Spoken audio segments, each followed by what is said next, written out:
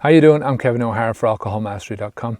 Today I wanted to talk about 11 of the most costly misconceptions about quitting drinking alcohol and drinking alcohol.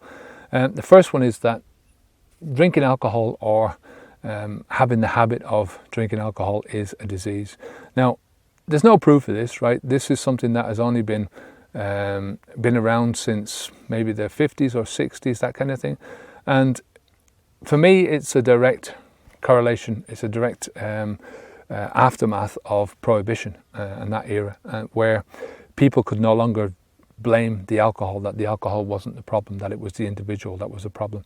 Now, considering that so many people drink alcohol, you have to have a classification which divides those who are so-called normal drinkers and those who are problem drinkers. Now, for me, every drinker has a problem, right? Every drinker is abusing their body by putting this toxin into the body in the first place, right? As to a disease, whenever you hear somebody talking about alcohol, you always hear them talking about the disease of alcoholism. Now, if it was a disease, you wouldn't have to say it was a disease, right? You don't say the disease of cancer, right?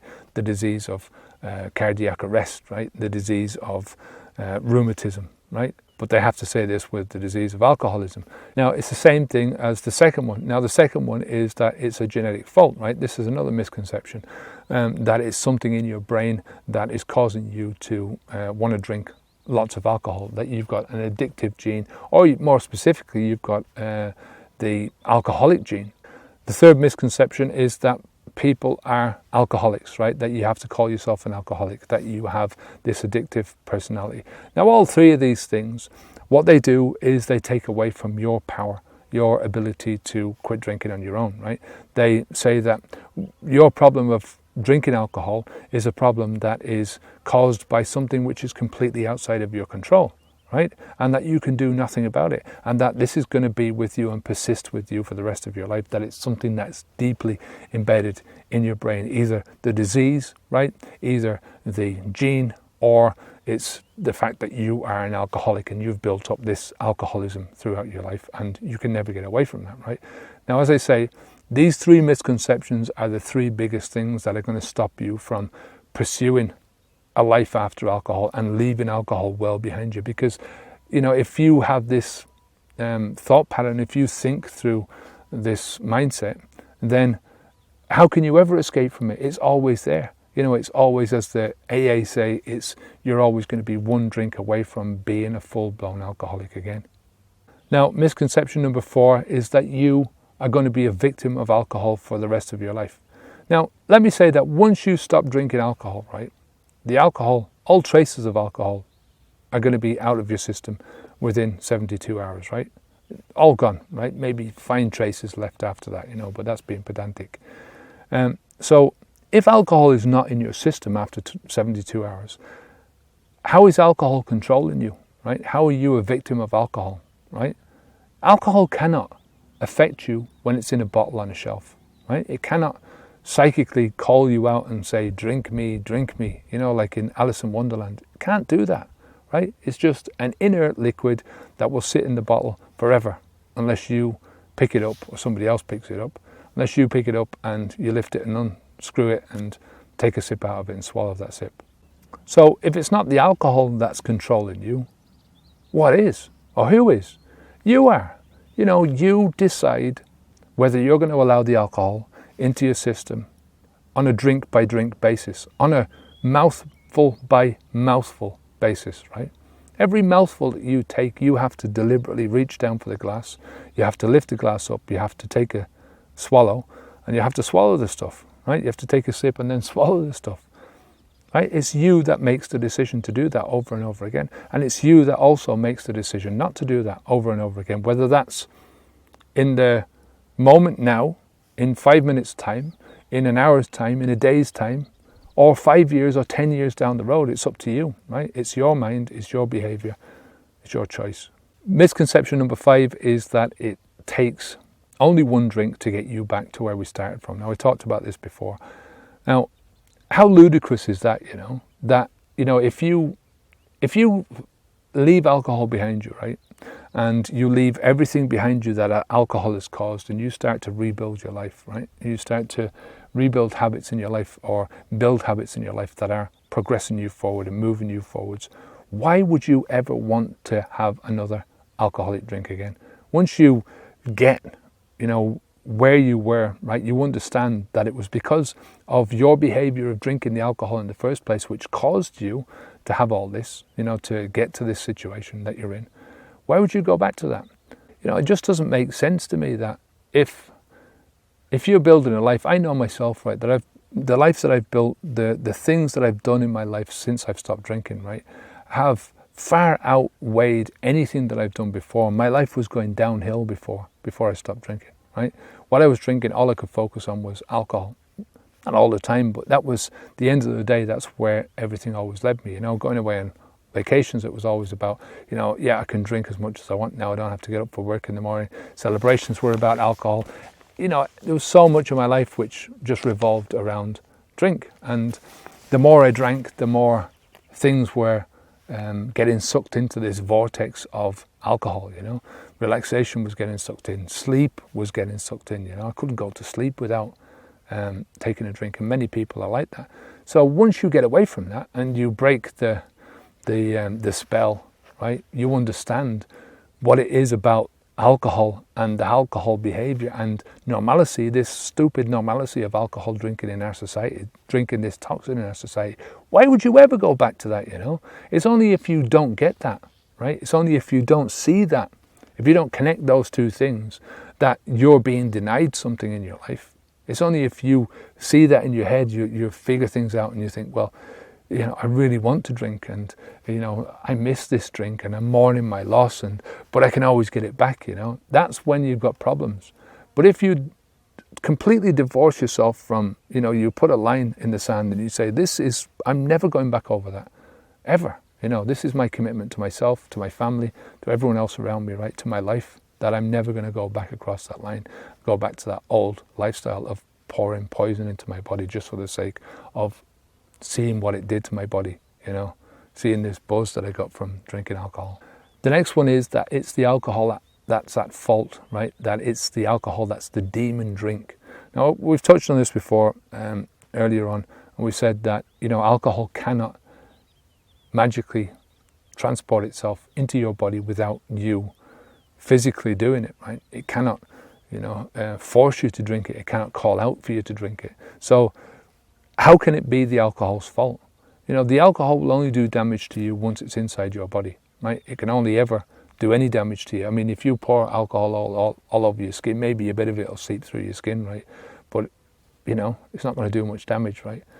But if you pour it into your body, that's when your whole system goes on red alert, right? The whole system goes, your liver cannot do anything else but control how it's getting rid of this alcohol. It has to go on red alert, and it has to deal with the alcohol, the toxins coming into your body from the alcohol first before it can deal with anything else. So if you drink 10 or 12 pints, right, every pint that you drink, right, every unit of alcohol that you drink takes 1 hour, right? So there's I used to drink Guinness. I think it was 2 point something, roughly, units of alcohol per pint of Guinness. Now, if I drank 10 or 12 pints of Guinness, let's say for argument's sake, if I drank 12 pints of Guinness in a day, that's 24 hours before that my system would take, my liver would take, in order to metabolize that alcohol. That means that a full 24 hours, my liver would not be dealing with anything else in my body that it was supposed to be dealing with, right? And your liver does a lot of stuff inside your body, including keeping your blood sugar levels balanced. It plays a part in that, keeping you energized, dealing with proteins, all this kind of stuff. There's a lot of different things. So your liver cannot do any of that stuff, or it doesn't do a great job of it while it's dealing with the alcohol, right? So it's not the alcohol that's at fault. It's you. It's your behavior. It's the behavior of drinking alcohol. The alcohol itself is just a means to an end, right? It's the behavior of instant gratification that you've got to look at, of you wanting to have a drink now in order to party, right? To celebrate, to relax, to sleep. These are all the things that you're using alcohol for. And it's in your behavior. If you take the alcohol out, if alcohol all of a sudden disappeared, right, and you weren't allowed to have it anymore, but it was replaced by another drug, you would very easily replace, the alcohol in your life with this other drug, right, because it slots into the gap, right? But what you've got to do is you've got to change the gaps, right? You've got to change your whole behavior. You've got to take out some of your behaviors, some of the rituals, and dismantle some of the habits and put in new habits again that are going to lead you forwards and into a better life. The next misconception is that you need to seek help from a higher power. Now, this is a pure AA thing, right? But it can be anything else that you need to focus your mind on seeking help from something outside of yourself, right? The only thing that you have to do really is to push yourself to doing this yourself, right? You can go and get advice from anyone else, you can seek advice from anyone else, but you are the one that has to do the hard graft, right? You have to put in the hours, you have to put up with the discomfort, you have to push yourself through that discomfort, and only you are going to be able to do that, right? And if you're a religious person and you find help through prayer, right, then do that, right? I'm not a religious person, so that does me no good whatsoever, right? And there's no chance on this earth that I'm going to go to any human being with my problems, because they've got their own problems to deal with, right? I understand what my problem is. My problem was putting this stuff into my body and the consequences of that, right? So it doesn't take a genius to work out what you have to do. You have to stop putting the stuff into your body, right? And then you have to deal with the consequences of you not having the alcohol in your body anymore, which means that you've either got to get rid of the behaviors that were causing you to drink, right? The behaviors that were facilitating your drinking, right? Or any of the other bad shit, the instant gratification stuff that you've got in your life. And you've got to build new habits that are going to sustain you into the future, that are going to grow you as a person, right? That are going to grow you in confidence, in self-belief, and fire you towards the goals that you want to achieve, the real big reasons that you're wanting to quit alcohol, that are going to pull you towards those things. So, higher power, if it's in your life and it helps you, then, fair enough. But you don't need it, right? What you need is to get your head on straight. What you need is to start acting like you're wearing big boys' pants, you know what I mean? And start taking responsibility for yourself, right? Making commitment to yourself, right? And doing this for yourself, putting up with the discomfort and, not being a namby-pamby. I don't know who said that. It was on Boston Legal, I think we were watching there recently. But it's a great word for somebody who's just trying to push out their responsibilities on something else, even if it's a higher power, I mean, Jesus, cop on, Another misconception is that you need to go for costly treatment in a dry out clinic. It's just not true. I mean, there's very few people that need medical attention once they quit drinking, right? Very few people. I'd say the top 5% of drinkers, the ones that are really abusing alcohol. I'd say the top 5%, even then, you're talking about, for those who are drinking the most, who are getting up in the morning and drinking all day long, only 5% of that 5% are truly, really at risk of dying, right?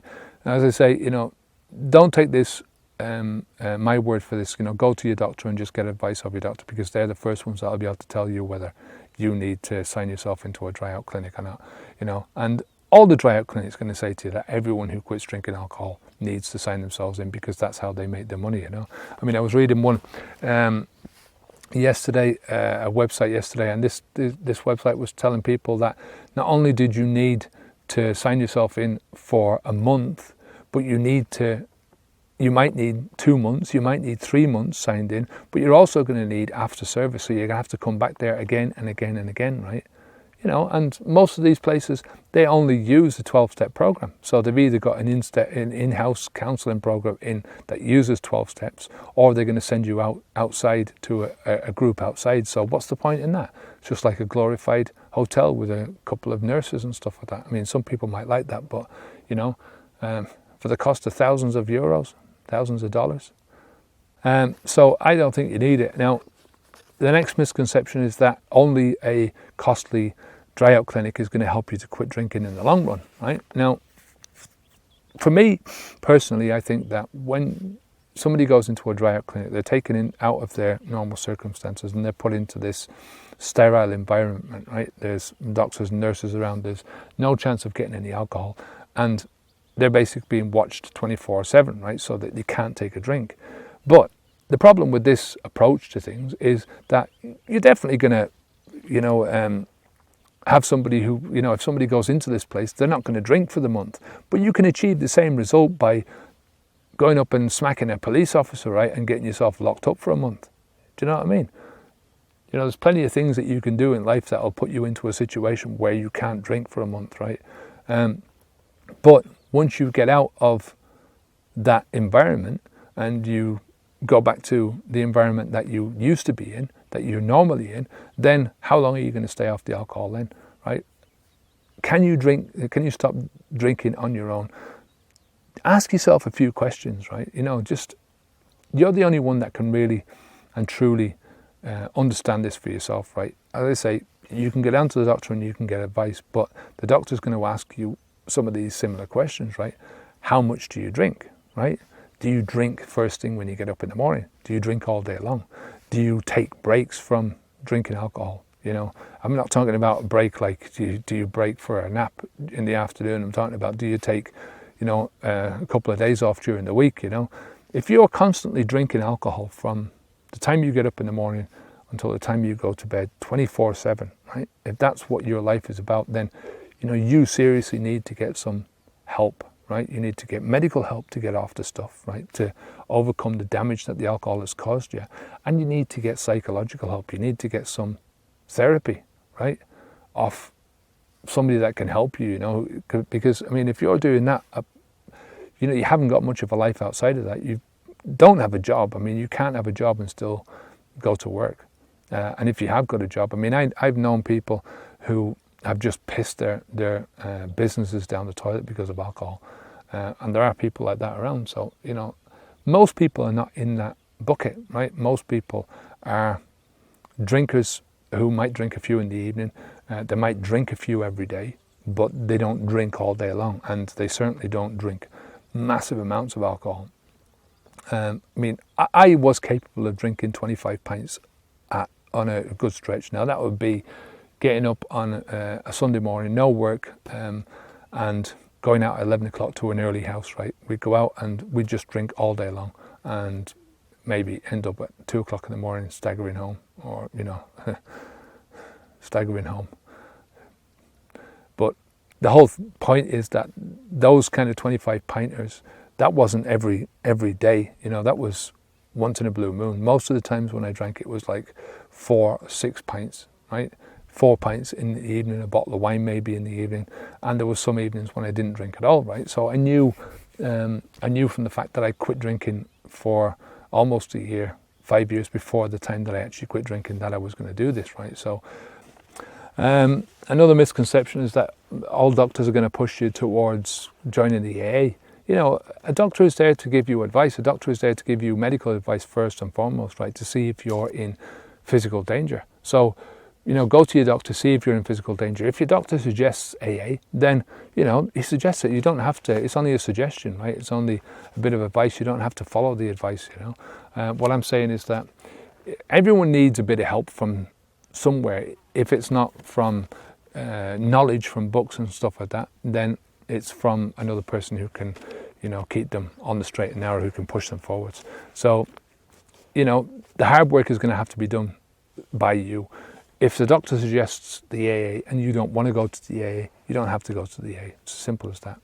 Another misconception is that your doctor can prescribe you medication for quitting drinking alcohol, and this medication can help you to quit drinking alcohol. Now, from my perspective, I hate medication, right? I think it's another one of those short-term solutions that, all the alcohol drugs help you to quit alcohol in the moment. They help you to not want it, right? There's one anti-abuse which makes you feel ill if you drink alcohol because it blocks off one of the chemicals that your liver uses to metabolize the alcohol. That's the way anti-abuse works. So when you drink alcohol, it makes you want to vomit. But in order for that to work long-term, you have to you have to keep taking the drug, right? Otherwise, as soon as you stop taking the drug, then you can drink as normal, right? And it doesn't. So unless you deal with your life and deal with the behavior itself and what's causing the behavior to happen, what's causing you to drink, what's making you think that you need to drink, unless you deal with the habit itself, then the habit is still going to be there when you stop drinking. So why not deal with that, the habit first, without, I mean, you don't know what the side effects of these things are, you know. You don't know what the short-term side effects are. You don't know what the long-term side effects are. And none of these drug companies know that, right? All they're interested in doing is selling you the drug, right? And all they're interested in doing is getting it past the FDA or whichever administration they have to get it past in order to prove that it's viable, it's not going to kill too many people, right? But it does have serious side effects, right? It has side effects in the short term, and as I say, nobody knows what the side effects are in the long term. So I don't, you know, I think it's just another one of those instant gratification things. Is people who don't want to put up with the hard work of doing this, you know.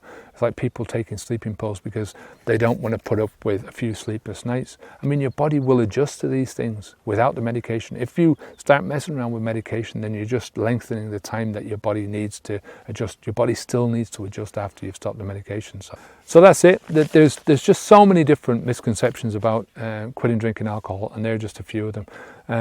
You know, we're surrounded by misconceptions. The whole thing that alcohol drinking is normal, that the alcohol companies are trying to put out there, that's a massive misconception in my book, right? And it's something that we propagandize ourselves about. We brainwash ourselves about this all the time. We like to hear good news about our bad habits, and we tell ourselves, you know, lies all the time about what we're doing in order to sort of placate that part of our minds that just doesn't want to think that we're dumb, you know. I mean, I drank for 35 years. You know, I put the toxin into my body for 35 years, and I had loads and loads of different excuses for doing that, you know. So anyway, I'll leave it there until the next video. I'm Kevin O'Hara for Alcohol Mastery. If you've got any questions at all, you can send me an email at kevin@alcoholmastery.com. Till next time, take care of yourself and keep the alcohol out of your mouth. Onwards and upwards. Take care. Bye now.